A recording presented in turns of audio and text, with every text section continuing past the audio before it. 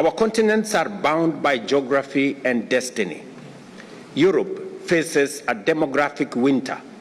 Africa is in the bloom of youth.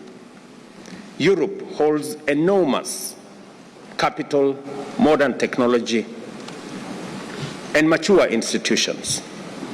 Africa, on the other hand, holds immense natural resources, relentless youth energy, and a large and growing market.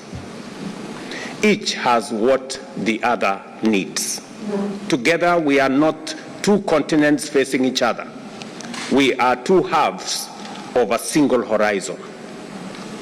So let this summit in Rwanda be remembered not for prevarication, but for decisions. First, let us show up multilateralism. We are entering an era where great powers are once again drawing lines across the world. But Africa and Europe both know the cost of division. We have no interest in returning to the zero-sum game of global rivalry. We must stand shoulder to shoulder for a rules-based international order that treats every nation with dignity. We must reform the United Nations Security Council to reflect the world as it is today, not as it was in 1945. And we must defend the principle that dialogue, not domination, must govern our shared future. Let us be the voices that say to the world, cooperation is not weakness, and solidarity is not naivety. Second, we must deepen regional economic integration, beginning with the Africa Continental Free Trade Area. This is the largest economic integration project since the creation of the European Union itself. A single market of 1.4 billion Africans offers immense opportunities not only to us, but also for our partners in Europe. Europe should see ACFTA not as competition, but as collaboration. As African nations trade more with each other, they will also trade more and better with Europe. We welcome European investments that add value on African soil, that build industries, not dependencies. Let us move away from the extractive engagement and exploitative engagements to productive partnerships, from exporting raw materials to exporting innovation and products. We must act together on climate adaptation urgently and justly. Africa contributes less than 4% of global emissions, yet we pay the highest price. Let us make climate finance accessible, predictable, and fair. A part of Africa's climate resilience is not a gift. It is an investment in both Africa's and Europe's own security and an investment in humanity's survival. Africa asks only for fairness, for a seat at the table, not a place at the menu, for a partnership grounded not in pity, but in parity. The time has come to move from promise to progress and from frameworks to follow-throughs. Let Rwanda mark a turning point where we stand together for multilateralism, where we advance regional integration, where we act on climate, where migration becomes opportunity, and where digitalization becomes inclusion, and where equality becomes the foundation of our future. My friends, the question before us is not whether we will work together. The question is whether we will have the courage to do so as equals. Because history has already shown us what divides us.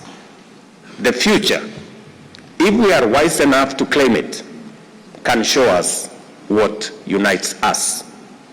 Africa is ready. The question is whether we are ready together. I thank you for your attention. We must reimagine migration as a bridge of dignity. Our youth are crossing deserts and seas not because they love danger, but because they seek opportunity. The challenge is not migration itself, it is despair. Let us create legal pathways for skilled and unskilled labor alike.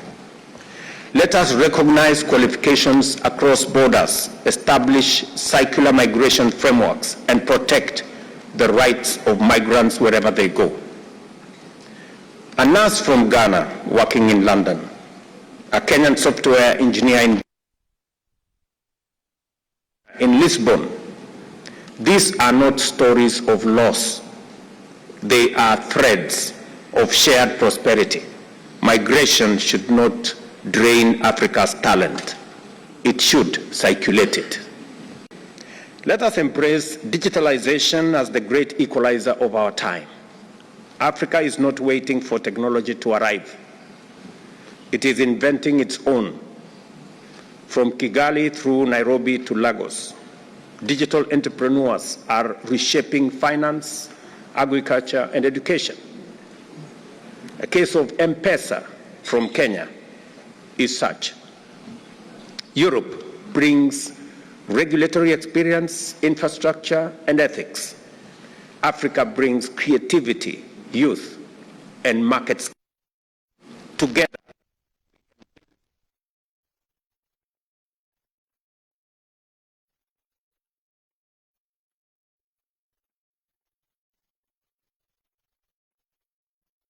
Digital century, Africa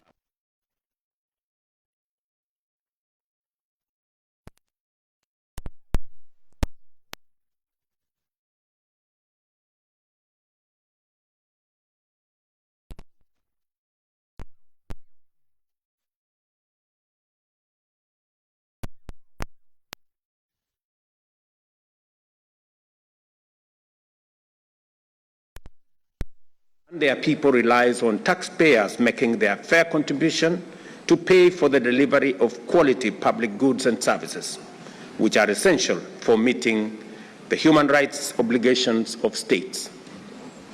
Addressing these problems, including the implementation of asset return and recovery based on existing mechanisms, requires to be strengthened further.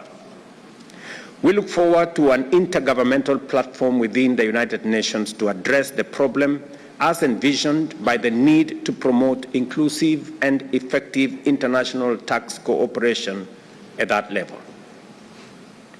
The implementation of the United Nations Agenda 2030 for Sustainable Development and the African Union's Agenda 2063 hinges on Africa's ability to mobilize sufficient and timely financial resources. The recently released Africa Economic Outlook 2024 by the Africa Development Bank estimates that the continent needs close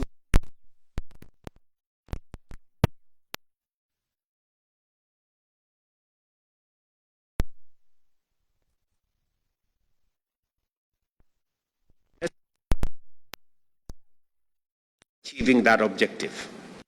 Domestic resource mobilization is a secure source of finance